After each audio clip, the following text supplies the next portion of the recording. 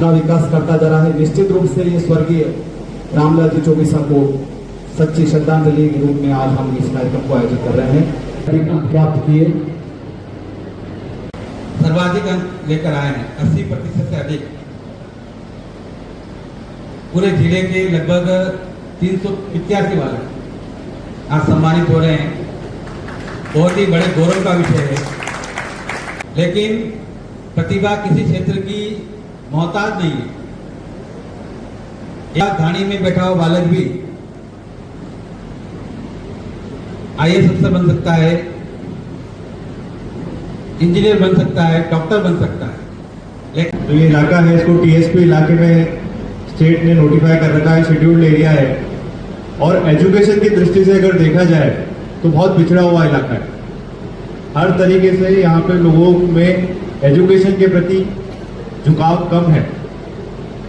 Either पढ़ना नहीं चाहते और जो फैमिली है वो भी उसको प्रमोट नहीं करती है। तो अब क्योंकि जब माहौल नहीं हो, किसी चीज का माहौल कैसे बनाया जाता है, सबसे इंपॉर्टेंट है कि आप एनवायरनमेंट कैसे क्रिएट करते हैं, पॉजिटिव एनवायरनमेंट कैसे क्रिएट करते हैं, उसको कैसे आप क्रिएट करते हो। उसको क्रिएट करने का एक ही तरीका है कि जो अच्छे बच्चे हैं, जिन्होंने अच्छी पढ़ाई की है, अच्छी मेहनत की है, उनको आप मोटिवेट करें। क्योंकि एक बच्चा अगर अच्छा करता है ना, उसको देख के 50 बच्चे और सोचते हैं कि इसने ऐसा क्या किया है जो इसने हम क्यों नहीं कर सकते, ये भी हमारे ही जैसा बच्चा है। और उसको देख के जो एनवायरनमेंट है वो पॉजिटिविटी का आता है। इसलिए मैंने उस दिन लफ्जी से कहा, मैंने कहा आप बुलाइए और हम सभी लोग आएंगे। हमारी पूरी जो सपोर्ट है वो इन बच्चों के प्रति रहेगा, क्योंकि हमारा टारगेट ये है कि डिस्ट्रिक्ट में एक पॉजिटिव एनवायरनमेंट क्रिएट होना चाहिए एजुकेशन के लिए। तो आप सभी टॉपर्स बच्चे हैं, आपको एक यहाँ पे एक प्रण लेके जाना है कि हम भी जो है एक ऐसा एनवायरनमेंट क्रिएट करेंगे कि हमारे ना सिर्फ हम पढ़े, हमारे फैमिली में जितने बच्चे हैं, हमारे साथ जितने बच्चे हैं, उनको भी हम आगे पढ़ाएंगे। क्योंकि आप पढ़ोगे, आप अच्छा करोगे तो वो भी अच्छा करेंगे। जो घर पे सीखने को मिलता है। अगर पेरेंट्स बच्चे से ये कहे कि नहीं तू स्कूल छोड़ के आज खेत पे काम करेगा, या स्कूल छोड़ के आज तू अपने बच्चों का ध्यान रखेगा, ये करेगा, तो वो बच्चा पढ़ेगा कब?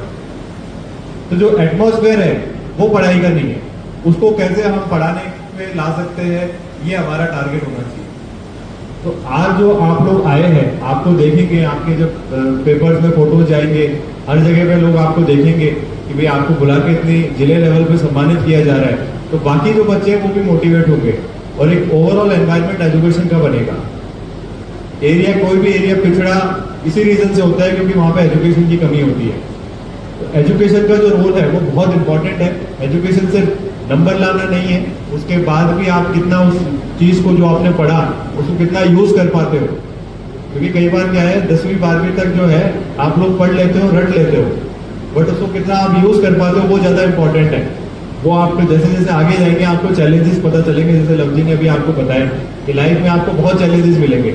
ये सिर्फ आपका स्टार्ट है। ये जो 10वीं या 12वीं की बोर्ड होती है वो लाइफ का फर्स्ट चैलेंज माना जाता है कि भाई ये पहली अलग चीज आई है। इसके अलावा आप जैसे कि मेन चीज जो आप डिसिप्लिन में आपने जो स्टिक किया है, इसको छोड़ना नहीं है। लाइफ में डिसिप्लिन सबसे इंपॉर्टेंट है। जो डिसिप्लिन से आपने पढ़ाई की होगी 10वीं 12वीं में, जिससे नंबर आए हैं, उसको कॉलेज में जाके छोड़ना नहीं है, आगे जाके उसको छोड़ना नहीं है और उसको भूलना नहीं है कि भाई हमने पहले इतना किया था, हम आगे नहीं कर पाए। क्योंकि बहुत डिस्ट्रैक्शंस आएंगे आपकी लाइफ में और बहुत कारण बनेंगे। आपको ऐसा लगेगा कि अब हम नहीं पढ़ना चाहिए या अब इतनी जरूरत नहीं है पढ़ाई की जितनी आपने पहले कर ली। ऐसा नहीं होता है। प्रायोरिटीज है, एक तो जल संरक्षण, क्योंकि आप सभी को पता है जल है तो कल है और जल नहीं तो आज भी नहीं है। क्योंकि अगर आप जल के बिना एक दिन जी सकते हो क्या? कोई भी नहीं जी सकता। ऐसा कोई दिन निकला नहीं होगा इंसान का जिसने वो जल नहीं पिया हो या जल यूज नहीं किया हो। जल के बिना इंसान एक भी दिन नहीं जी सकता है। तो एक दिन भी अगर आप जल के बिना नहीं जी सकते तो जल को कंजर्व करना कितना जरूरी है।